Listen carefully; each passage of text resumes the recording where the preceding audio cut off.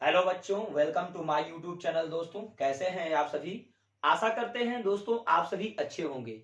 आज के सेशन में दोस्तों हम लोग बात करने वाले हैं शब्द विचार, यानी ये क्लास नंबर 6 होगा शब्द विचार का। इससे मैंने ऑलरेडी 5 क्लास को पहले पढ़ा रखा है दोस्तों। उसमें मैंने पढ़ाया है वर्ण विचार। अगर आप देखना चाहते हैं दोस्तों तो प्लेलिस्ट में जाकर वर्ण विचार का आप देख सकते हैं। अब यहाँ पर हम लोग बात करने वाले हैं शब्द विचार। तो शब्द विचार से संबंधित हम लोग ये टॉपिक को समझने का प्रयास करेंगे दोस्तों। अगर आप नए होंगे दोस्तों तो चैनल को सब्सक्राइब कर लीजिएगा। लेटेस्ट वीडियो देखने के लिए दोस्तों और पर क्लिक कर लीजिएगा।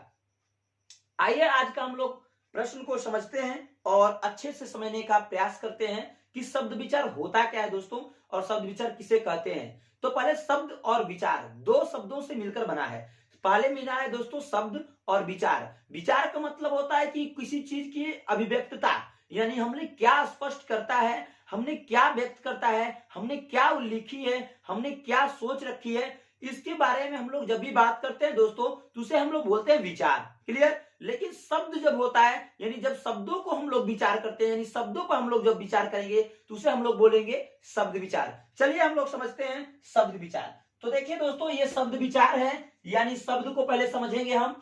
तो कह रहा है कि एक या एक से अधिक वर्णों को मेल से बनी हुई स्वतंत्र सार्थक, यानी एक या एक से अधिक वर्णों से मिलकर बनी हुई स्वतंत्र या सार्थक सार्थक इकाई को क्या कहते हैं? इकाई को शब्द कहते हैं दोस्तों। क्या कहते हैं? शब्द कहते हैं। देखिए, एक या दो से अधिक, यानी कम से कम एक हो या एक से अधिक वर्ण हो, या दो हो या दो से अधिक भी वर्ण हो सकता है। वर्णों के जब मेल होता है, जैसे देखिए दोस्तों, जैसे देखिए क क्या है? व्यंजन वर्ण है। अब म क्या है? ये भी व्यंजन वर्ण है।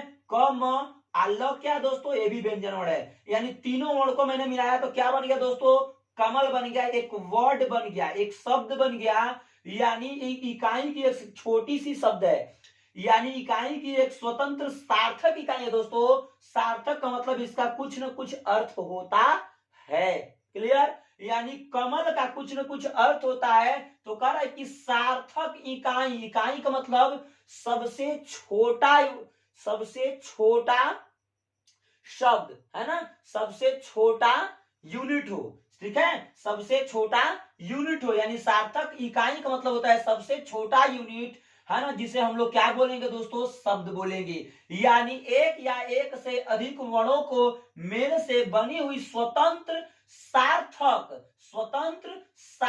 इकाई को क्या कहते हैं दोस्तों? शब्द कहते हैं। यहां तक दोस्तों उम्मीद करते हैं आप लोग मेरी बात को समझ गए होंगे और अच्छे से अचीव भी कर लिए होंगे। अब हम लोग समझते हैं वर्ण या अक्षरों से बना ऐसा स्वतंत्र समूह जिसका कोई सार्थक वर्ड होता है, यानी अर्थ होता है। वह समूह जो होता है दोस्तों, है ना, शब्द कहलाता है। यानी अगर आप दूसरे भाषा में कहना चाहते हैं तो वर्णों या अक्षरों, मैंने क्लास पहला से लेकर 5 तक के क्लास में मैंने वर्णों के बारे में, अक्षरों के बारे में दोस्तों मैंने वीडियो करा रखी है। वहां पर आप प्लेलिस्ट में जाकर देख सकते हैं। यानी वर्ण या अक्षरों से बना हुआ ऐसा स्वतंत्र समूह जिसका कोई अर्थ हो, वह क्या होता है दोस्तों? वह समूह जो है ना, शब्द कहलाता है। जैसे लड़का, लड़की, कमल, आंख, ये सब क्या है दोस्तों? शब्द ही तो है।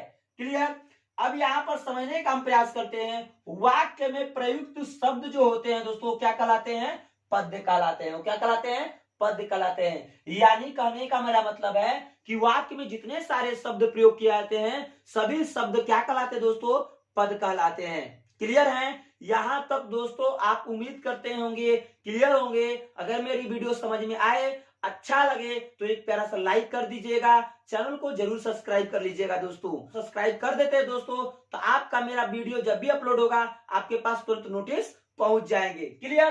तो ध्यान समझिएगा, शब्द विचार जो होते हैं दोस्तों हिंदी व्याकरण का दूसरा खंड माना जाता है। यानी हिंदी व्याकरण का कौन सा दूसरा खंड होता है? तो उसे हम लोग बोलते हैं शब्द विचार, जो होता है दोस्तों हिंदी व्याकरण का दूसरा खंड होता है। यहां तक क्लियर होंगे।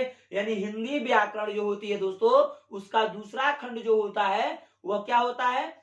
शब्द विचार होता है। हिंदी व्याकरण का दूसरा खंड क्या होता है? शब्द विचार होता है। यहां तक करते हैं उम्मीद दोस्तों आप लोग मेरी बात को समझ गए होंगे और यहां पर समझने का प्रयास करेंगे अब दोस्तों कि शब्द विचार किसे कहते हैं, क्योंकि मैंने शब्द को भी समझ लिया और विचार का मतलब अभिव्यक्तता, यानी हम लोग किसी चीज को व्यक्त कैसे करते हैं इसके बारे में अब दोनों को संयोजित करके समझने का प्रयास करेंगे दोस्तों। तो आइए हम लोग शब्द विचार को समझते हैं। कर वैसा विचार जिसके अंतर्गत शब्द की, है ना, परिभाषा, भेद, उपभेद, संधि, विच्छेद और रूपांतरण, निर्माण आदि से संबंधित नियमों का विचार किया जाता है। यानी इसके बारे में वर्ण, ध्यान समझिएगा दोस्तों, वैसा विचार जिसके अंतर्गत शब्द की परिभाषा, भेद, उपभेद, संधि, विच्छेद, रूपांतरण, निर्माण आदि, है ना, आदि संबंधित नियमों का विचार किया जाता है, उसे हम लोग क्या बोलते हैं दोस्तों? तो शब्द बोलते हैं, यानी उसे शब्द विचार बोलते हैं। क्या बोलते हैं? शब्द विचार। क्लियर होंगे? फिर से एक बार समझ लीजिए, वैसा विचार जिसके अंतर्गत शब्द की, है ना, परिभाषा, उपभेद, भेद, संधि, विच्छेद, रूपांतरण, निर्माण आदि से संबंधित नियमों का पता चलता है या आदि संबंधित नियमों का विचार का पता चलता है, उसे हम लोग क्या कहते हैं दोस्तों? शब्द का विचार कहते हैं। उसे क्या कहते हैं? शब्द का विचार। ध्यान समझिएगा, जैसे दोस्तों, जैसे हो जाएगा लड़का, लड़की, आम, प्याला, फूल, है ना, कमल, कलम, तो इत्यादि आप बोल सकते हैं। अब हम लोग समझने का प्रयास करते हैं दोस्तों कि शब्दों का रूपांतरण किस आधार पर किया गया है। उम्मीद करते हैं यहां तक मेरी बात को आप समझ गए होंगे। एक बार और क्लियर कर लीजिए, शब्द एक या एक से अधिक वर्णों के मेल से बनी हुई स्वतंत्र इकाई को शब्द कहते हैं। और शब्द विचार जो होता है दोस्तों, वैसा विचार जिसके अंतर्गत शब्द की, है ना, परिभाषा, भेद, उपभेद, संधि, विच्छेद, रूपांतरण, निर्माण आदि से संबंधित नियमों का विचार हम करते हैं, आदि से संबंधित नियमों के बारे में सोचते हैं, तो उसे हम क्या बोलते हैं दोस्तों? उसे हम बोलते हैं शब्द विचार। जैसे लड़का, लड़की, आम, अमरूद, केला, कुछ भी आप बोल सकते हैं शब्द में जिसका कोई ना कोई अर्थ होना चाहिए। क्लियर? यहां तक तो उम्मीद करते हैं दोस्तों क्लियर होंगे। अब हम इधर समझने का प्रयास करते हैं दोस्तों। कहा कि शब्द विचार का वर्गीकरण मुख्यतः 4 वर्गों में किया गया है। यानी शब्द विचार का वर्गीकरण मुख्यतः दोस्तों 4 वर्गों में किया गया है। पहला है, ध्यान समझिएगा, अर्थ के आधार पर, यानी पहला होगा शब्दों के जो वर्गीकरण है, पहला वर्गीकरण होगा दोस्तों अर्थ के आधार पर। दूसरा होगा बनावट, या उसे हम संरचना भी बोलते हैं, तो बनावट या संरचना के आधार पर। तीसरा होगा दोस्तों प्रयोग के आधार पर, यानी प्रयोग के आधार पर हम लोग शब्द के प्रकार को समझेंगे। और चौथा होता है दोस्तों उत्पत्ति के आधार पर, यानी चौथा जो होता है उत्पत्ति के आधार पर, यानी क्या चीज उत्पत्ति हुई, क्या चीज उत्पत्ति इसमें न हुई, इसके बारे में हम लोग समझने का प्रयास करते हैं। लेकिन अब हम लोग पहला समझने का प्रयास करेंगे अर्थ के आधार पर। तो दोस्तों अर्थ के आधार पर हम लोग समझने का प्रयास करेंगे। तो आइए, अर्थ के आधार पर, अर्थ के आधार पर शब्द के 2 भेद होते हैं। यानी अर्थ के आधार पर शब्द के 2 भेद होते हैं। पहला जो होता है दोस्तों उसे कहते हैं सार्थक शब्द, दूसरा जो होता है उसे बोलते हैं हम लोग निरर्थक शब्द। क्या बोलते हैं दोस्तों? दूसरा को निरर्थक शब्द। क्लियर? सार्थक शब्द और निरर्थक शब्द, ये अर्थ के आधार पर शब्दों के 2 प्रकार होते हैं। क्लियर? अब हम लोग समझेंगे दोस्तों सार्थक शब्द क्या है। तो सार्थक शब्द ध्यान से समझने का प्रयास करेंगे, यानी वैसा शब्द, ध्यान समझिए दोस्तों, वैसा शब्द जिसमें कोई अर्थ निकलता हो, यानी वैसा शब्द जिसका उच्चारण करने पर कोई न कोई अर्थ निकलता हो, उसे हम सार्थक शब्द कहते हैं। वैसा शब्द जिसका, है ना, जिसका कोई उच्चारण करने पर दोस्तों कुछ न कुछ अर्थ निकलता हो, उसे हम क्या कहते हैं दोस्तों? सार्थक शब्द कहते हैं। जैसे में गुलाब, आदमी, विषय, रोटी, पानी, ममता, डंडा इत्यादि और भी वर्ड हो सकते हैं। उम्मीद करते हैं दोस्तों यहां तक मेरी बात को आप समझ रहे होंगे।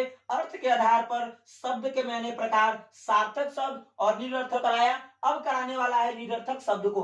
तो थोड़ा सा ध्यान से देखिएगा दोस्तों, निरर्थक शब्द अब होगा। तो दोस्तों यहां पर निरर्थक शब्द ध्यान से समझिएगा, हमने अर्थ के आधार पर 2 भेद किया था, पहला सार्थक, दूसरा निरर्थक। तो ध्यान समझने का प्रयास कीजिएगा दोस्तों, निरर्थक शब्द को हम लोग समझते हैं। तो कह रहा है वे शब्द जिसमें कोई अर्थ नहीं हो उसे निरर्थक शब्द कहते हैं। यानी वे शब्द जिसमें कोई अपना अर्थ नहीं हो उसे हम क्या कहते हैं, निरर्थक शब्द कहते हैं। उम्मीद करते हैं यहां तक मेरी बात को आप समझ रहे होंगे।